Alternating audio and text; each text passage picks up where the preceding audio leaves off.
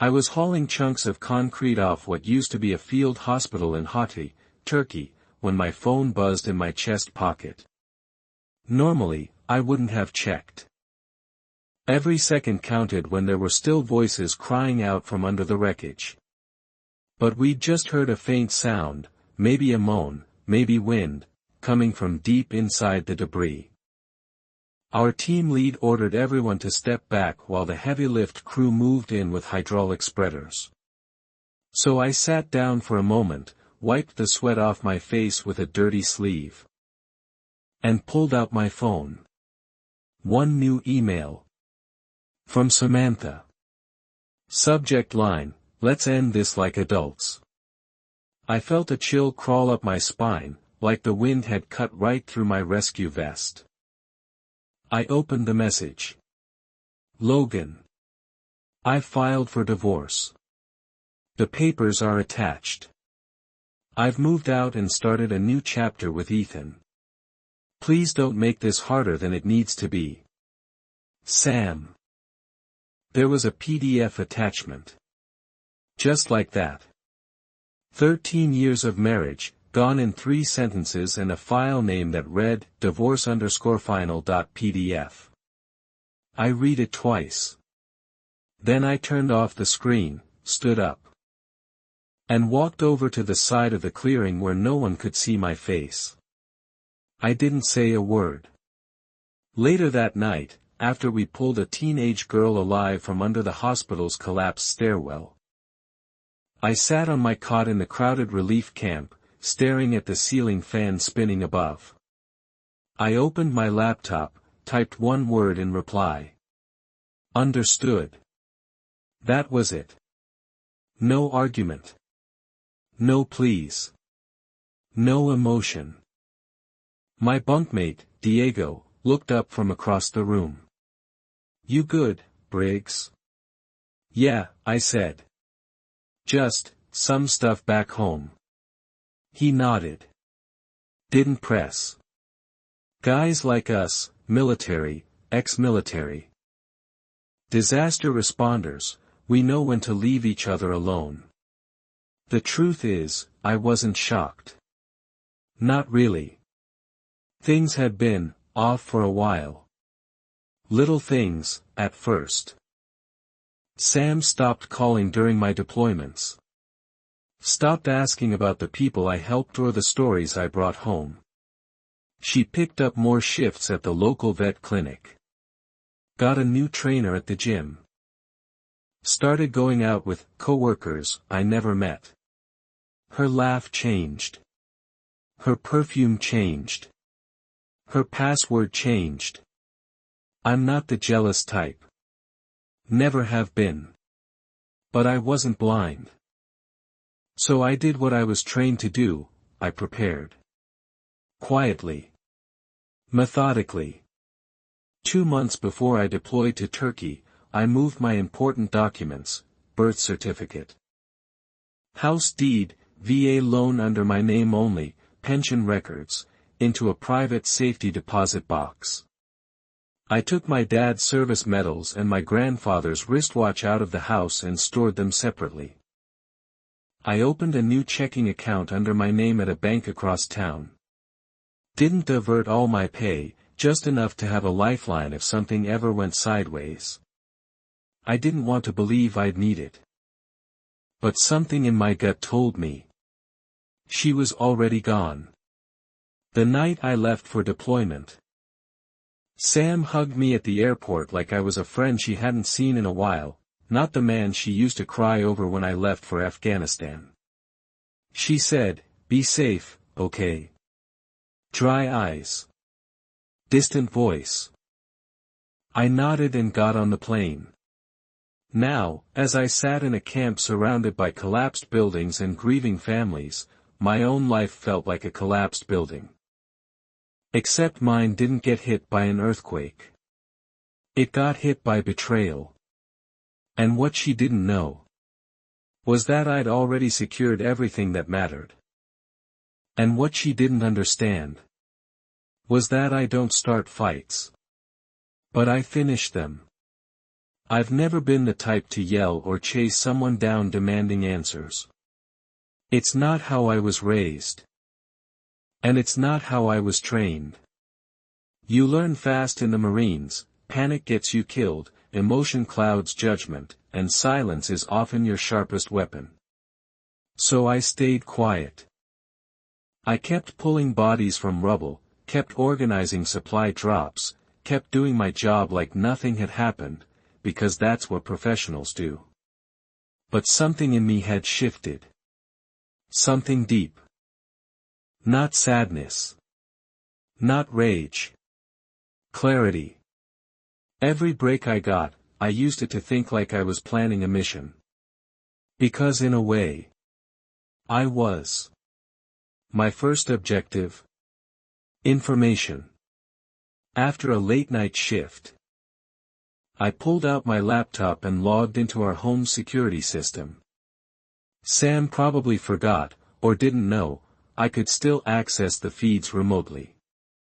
Cameras inside and out. I'd installed them myself the year before when a neighbor's place got broken into. The footage loaded slowly over the camp's unstable satellite signal. When it finally came up, my stomach tightened. There he was. Ethan. Wearing my flannel. Drinking from my favorite mug. Letting my dog, Jet, jump into his lap on my couch. Sam walked by the camera a few times, laughing. Touching him. Acting like she hadn't just torn my life in half from across the globe. And then the kicker, she was showing him paperwork. At first, I thought maybe it was the divorce. But then I recognized a copy of our home deed. The next day, I called Devin Walsh, an old friend who used to serve with me and now worked as a private attorney. He picked up on the third ring. Briggs, he said. Didn't expect to hear from you halfway around the world. Need legal help, I said. Discreet and fast. He didn't ask questions. Shoot me a secure line. While waiting on the paperwork, I ran some background on Ethan Miller, the man currently sleeping in my bed. What I found made my skin crawl. 2 bankruptcies. 1 civil suit. And a quiet little pattern. He'd been involved with at least 3 different women, each of them recently divorced. Each time, they sold their homes within a few months of the breakup. And each sale was processed through the same small real estate agency in northern Colorado. The agent's name? Marcus Galloway. I wrote it down. A few days later, Devin got back to me. You're gonna want to sit down for this, he said. I already am. She's trying to refinance the house. I blinked. That's impossible. The VA loan's in my name. Exactly. Which is why someone forged your signature. He emailed me the scanned documents. I opened them on my laptop inside a tent with aftershocks rattling the canvas around me. It was a near-perfect copy of my handwriting. But it wasn't mine. Middle initial was wrong. The loop on the G was off. I knew my own signature like I knew how to disassemble an M4 blindfolded. She used the equity to try and pull out $295,000, Logan, Devin said. And here's the real kicker, Ethan's listed as the co-signer. I didn't yell. I didn't throw my phone. I smiled. Because now I had what I needed. Now it wasn't just betrayal. It was fraud. Forgery. Conspiracy. Game on. That night, while most of the camp slept and a cold wind cut through the valley, I sat under a tarp with my back against a crate of bottled water and made a list. File a police report remotely through Devin. Notify the bank of signature forgery. Contact the VA loan department with evidence of fraud. Download and store all home security footage. Track Galloway's real estate office. Find ties to Ethan. Prepare formal complaint with supporting documents. Reach out to federal investigators if evidence connects across state lines. I wasn't just reacting anymore. I was building a case. A case with teeth. 2 nights later, Devin called with an update. The bank flagged the refinance attempt. They've frozen the funds for now. But there's one issue. What? Some of the money's already been moved, $11,400 transferred to a third party named Galloway. Marcus Galloway? Yep. There it was. The link I needed. The mortgage fraud. The fake signature. The money trail. The shady boyfriend. The crooked realtor. All of it, connected. Before I went to bed that night, I checked the security camera again. The living room light was on. Ethan was pouring wine. Sam walked in wearing a silk robe I'd given her for our anniversary. She smiled. He kissed her. And for the first time, I didn't feel a thing. Because I wasn't coming back to that house. I wasn't coming back to that life. I was going to take it all away from them. Legally. Strategically. Completely. And they'd never even see it coming. A few days after the forgery was confirmed, I was back at the edge of Antakya, Turkey, helping a mother dig through what used to be her kitchen when Devin sent me a message. Found something. Galloway's not just some sleazy realtor. You need to see this. I took a photo of the woman hugging a ceramic teapot she'd recovered, one of the only things left from her home, and made my way back to camp. That night, I called Devin on the satellite line. His tone was low, serious. I started pulling records. Sales tied to Galloway's firm in the past 2 years. Half of them involved recently divorced military families. Army, Navy, Air Force, it doesn't matter. You're not the first. He paused. And Ethan? Shows up in 3 of them. Always as the boyfriend. Always right before the house goes on the market. Same pattern. Woman gets emotionally isolated, home refinanced, sold under market value, cash disappears. I sat back in my chair, eyes on the moon hanging over the Turkish hills. Sounds like a business, I said. It is, he said. It's just not legal. I got quiet. This wasn't just Samantha cheating with some loser. This was organized exploitation. And I was probably just one stop on their little circuit of destruction. This Galloway guy ever been charged? I asked. Not yet. He keeps things clean on paper. But that might change soon. I felt the burn in my chest again. Not rage, just purpose. I spent the next 48 hours between rescue shifts digging deeper. Every break I had, I was in the makeshift tech tent. Watching security footage, pulling timestamps, gathering transfers from the bank, syncing it all to a secure drive. I even managed to flag down a friend of a friend at the VA fraud division. Quiet conversation. Off the record. Just a heads up.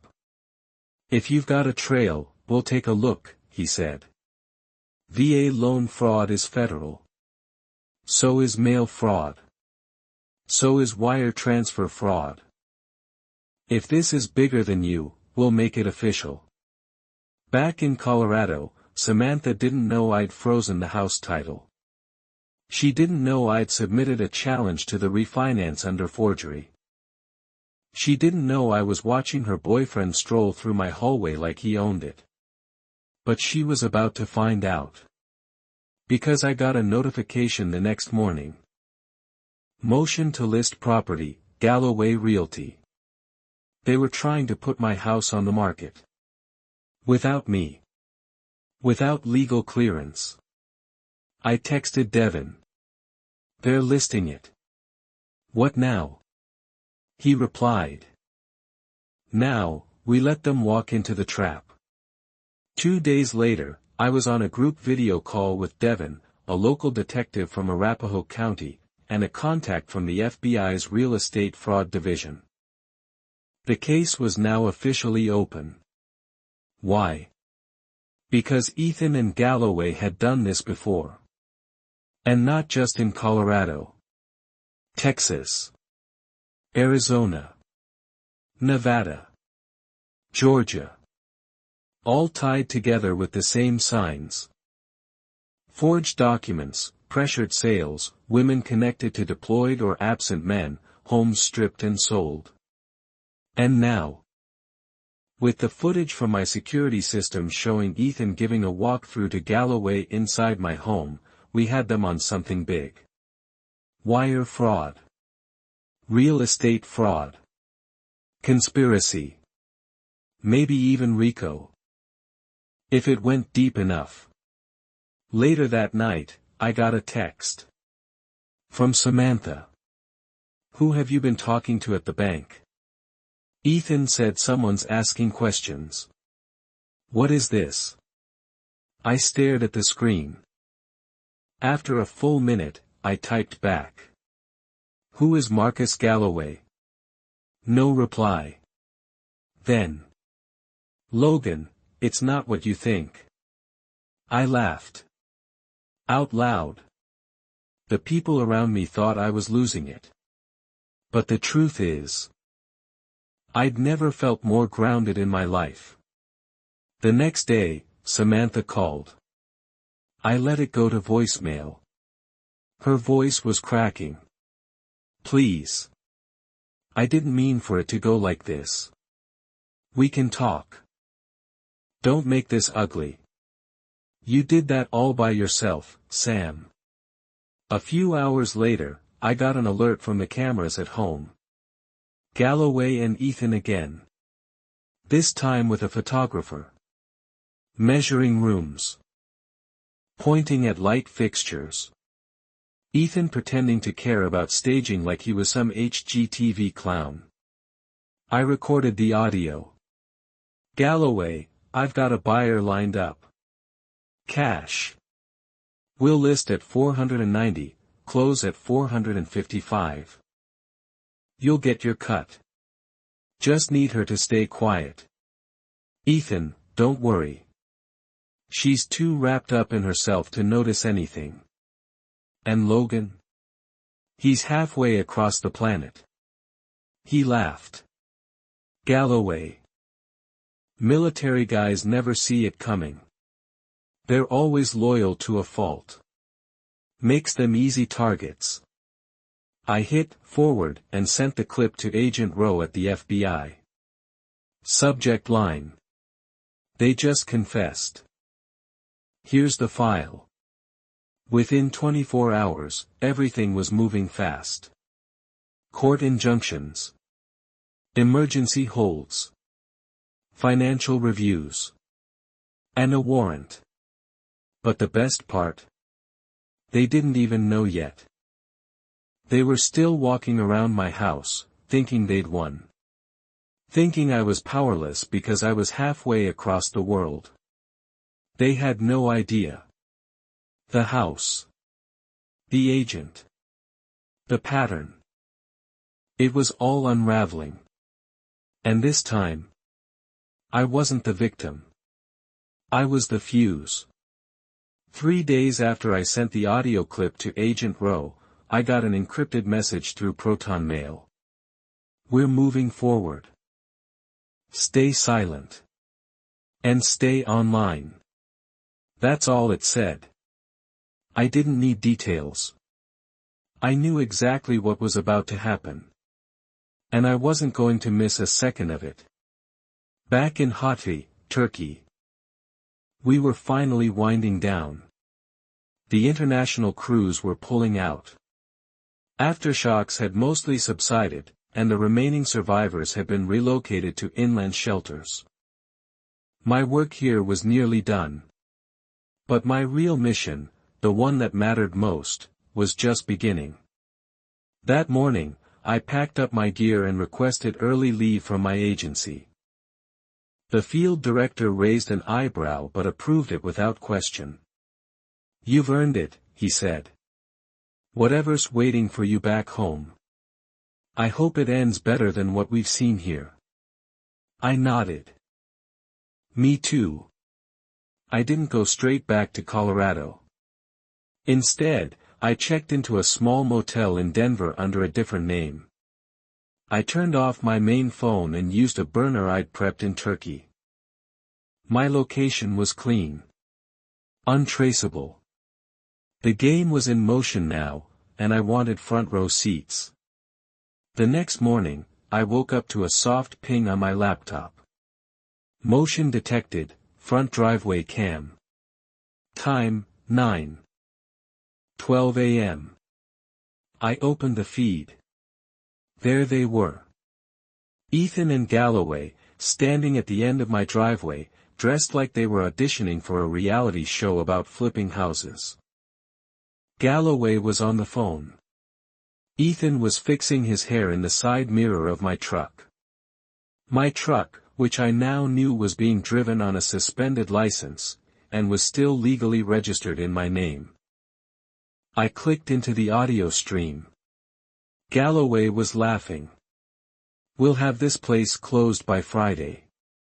Buyers already got the cash wired to escrow. Ethan, and Samantha's cool with it. She just wants it done. Logan's not coming back anytime soon. Galloway, military guys are predictable. Loud bark. No bite."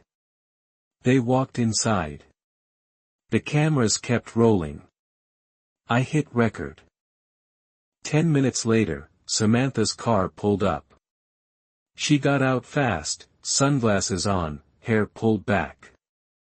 She looked agitated. She didn't knock, just let herself in with the key I forgot to take off her ring. The door closed. Inside, I could see all three of them now.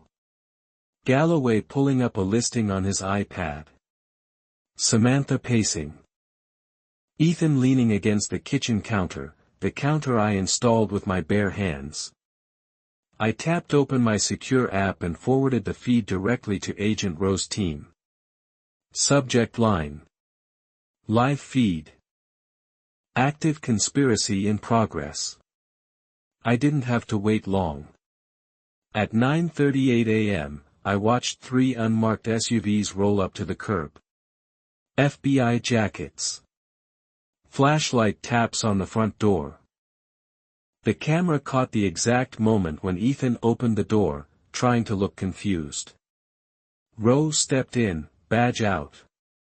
"Ethan Miller. Marcus Galloway. You're under arrest for wire fraud. Conspiracy to commit mortgage fraud, and identity theft." The kitchen erupted into chaos.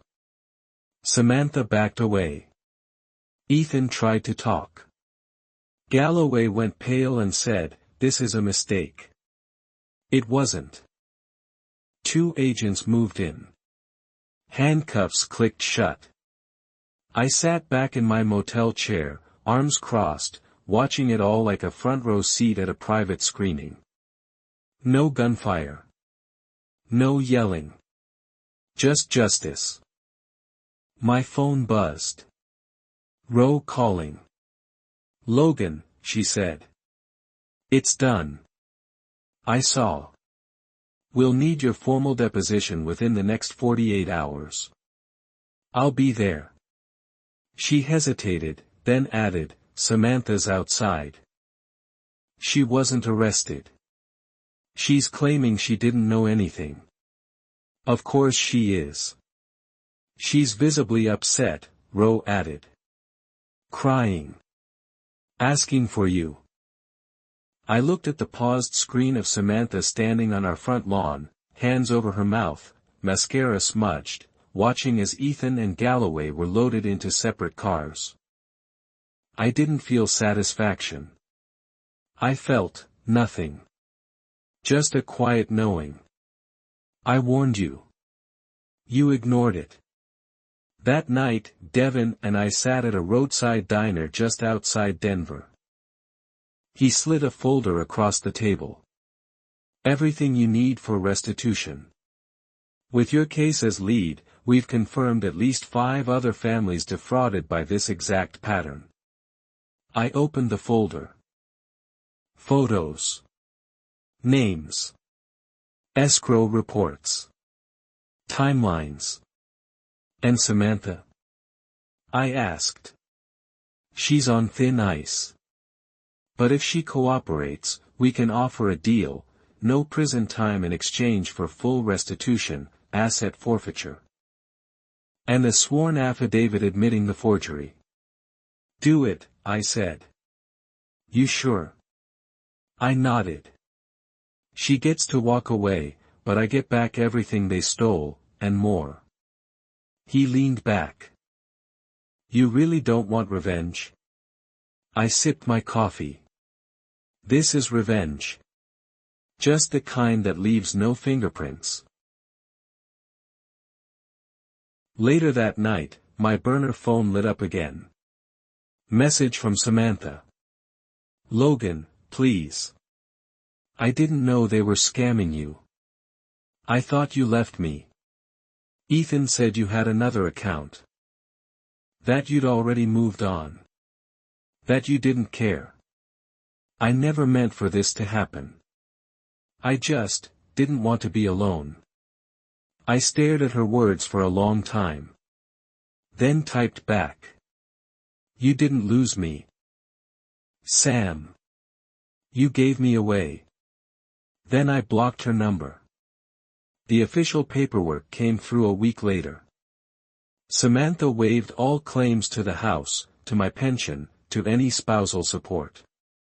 In return, I didn't press criminal charges. On one condition, she had to sign a sworn statement admitting she forged my name on the refinance documents. Her lawyer tried to negotiate. Tried to frame her as misled, emotionally manipulated. But the evidence was airtight. She knew. She knew she wasn't allowed to touch that VA loan. She knew she hadn't asked me. She just did it anyway, because she thought I was too far away, too focused on strangers buried under rubble to notice my own life falling apart. Devin called the same day the settlement was finalized. You're officially clear, he said. The house title's back in your name. The fraudulent loan is void. And the bank agreed to reinstate the original mortgage terms. And the money? Working on that. We recovered roughly $210,000 from frozen accounts. Still tracing the rest. I nodded. What about the others? That's when Devin's voice shifted.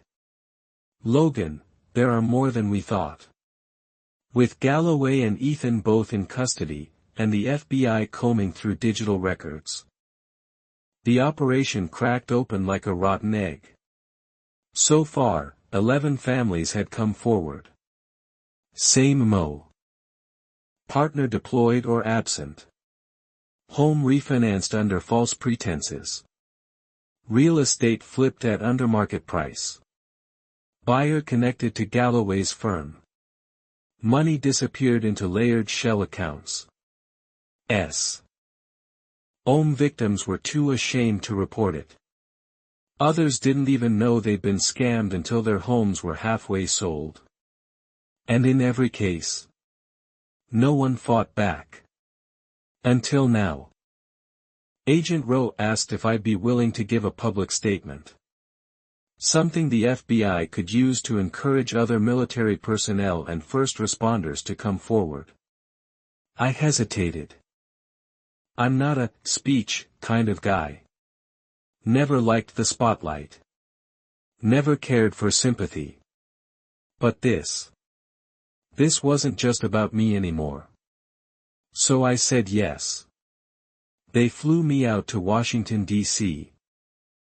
I stood behind a podium in a small press room, flanked by 2 agents and a VA representative. Cameras clicked. Journalists whispered. I adjusted the mic and looked out across the room. My name is Logan Briggs, I said. I served 13 years as a Marine and 5 more as a disaster response specialist. I paused. Cleared my throat. While I was deployed overseas helping victims of the earthquake in Turkey, my wife, along with a man she was involved with, committed fraud in my name. They tried to steal my house, my money, my future. Another pause. They weren't the first. And I'm here to make sure they're the last. When I stepped away from the podium, a woman in the front row stood and clapped. The room followed. I wasn't expecting it. Didn't want it. But maybe I needed it. Later that night, back in my rental in Colorado, I found a small envelope slid under my front door. No return address. Inside was a single note, handwritten. You don't know me. But you saved my family's home. My husband is in the Navy. I was about to sign with Galloway. Then I saw your story. Thank you for fighting back. L.J. I read it twice. Then I taped it to the refrigerator door. It's still there. 2 weeks later, Samantha left town. I don't know where she went. Don't really care. She didn't go to jail. But she'll never own anything tied to me again. No more keys. No more memories. No more fingerprints on my life. As for Ethan and Galloway, plea deals. Galloway got 11 years in federal prison. Ethan got 8, plus restitution to multiple victims. They both forfeited their commissions, property, and savings. Turns out, fraud pays, right up until it doesn't. I sold the house 6 months after everything was over. Couldn't sleep there anymore. Couldn't walk past the couch without hearing Ethan's laugh echo off the drywall. I used the money to buy a quiet cabin in the mountains of Montana. 2 bedrooms. Wood stove. A workbench out back. Just me and Jet, my dog. Peace came in small pieces. Hammering boards into place. Smelling pine through an open window. Waking up and not checking the locks 3 times. One night, I got a letter postmarked from Boise, Idaho. It was from Samantha. I stood on the porch, holding the envelope under the stars, wondering if I should even open it. I did. Logan. I've replayed everything 100 times. I wish I could undo it. But I know I can't. I lost more than a marriage, I lost someone who would have done anything for me. I hope, someday, you find peace. I hope, someday, I do too. S. I didn't write back. She had her closure. I had mine. The snow started early that year. Out here in the Montana woods, fall doesn't last long. The leaves turn gold. The air sharpens, and then, just like that, winter rolls in like a quiet storm. I chopped wood that morning, stacking logs outside the cabin in neat piles. Jet chased squirrels through the pines. Tail wagging, tongue out, free in a way I envied. By noon, the snow had begun. Thick, slow flakes. The kind that makes you forget there's anything ugly in the world. Inside. I set a pot of coffee to brew and sat at the kitchen table, looking at the only thing on the fridge. A single note. Taped at the top left corner. Still perfectly straight. No creases, no wrinkles. Just 4 simple lines of handwriting from someone I'd never met. You don't know me.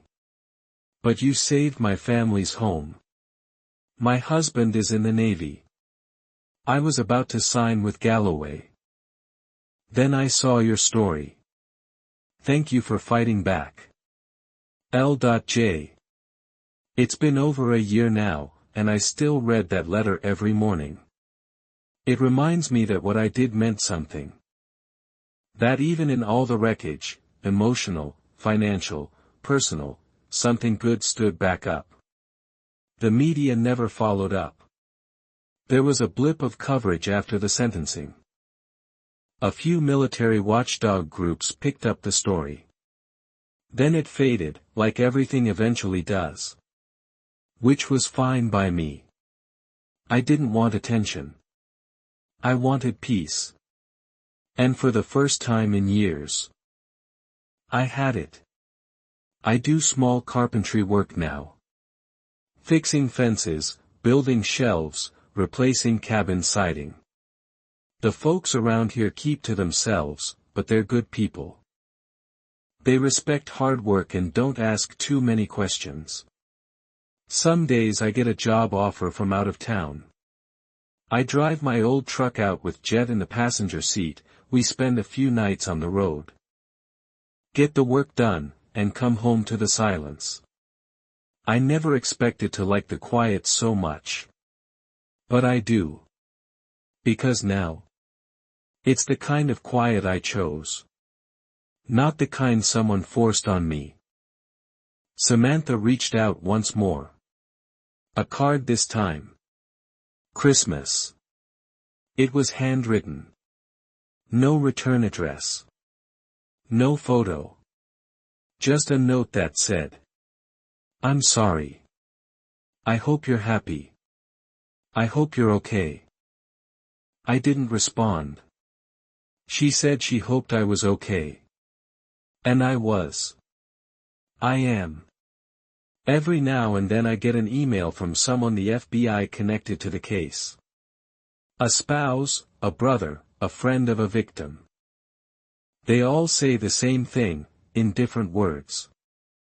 Thank you. You gave me courage. I thought I was crazy until I saw your story. Some days, I reread their messages too. Not because I need the praise. But because they remind me of the simplest truth. What they stole wasn't just mine. And what I fought for, wasn't just me. There's a river near my cabin. A small one. Quiet. Freezing cold year-round. The first time I jumped in, it felt like my lungs had collapsed. Now I do it every Sunday. It wakes me up. Shocks the past off my skin. Reminds me that this body, this mind, this life, it's still mine. Not defined by betrayal. Not ruined by loss. Rebuilt. Redefined. Resilient. One evening, I was walking back from the river with Jet. The sun setting behind the ridge, when I saw something strange, a parked car by my front gate. It wasn't government issue. Wasn't from around town. A woman stepped out. Late 30s. Strong posture. Navy hoodie. She introduced herself as Lauren Jameson, L.J. The woman who wrote the letter. She was passing through Montana on a road trip, she said. Wanted to see if I was real. I laughed. You're real too, I said. We had coffee. Talked on the porch until the stars came out. About her husband. About her daughter. About life after betrayal and life after justice. When she left, she hugged me, not like someone meeting a stranger, but like someone hugging an old friend who made the world a little less dark. That night, I didn't put her letter back on the fridge. I framed it instead.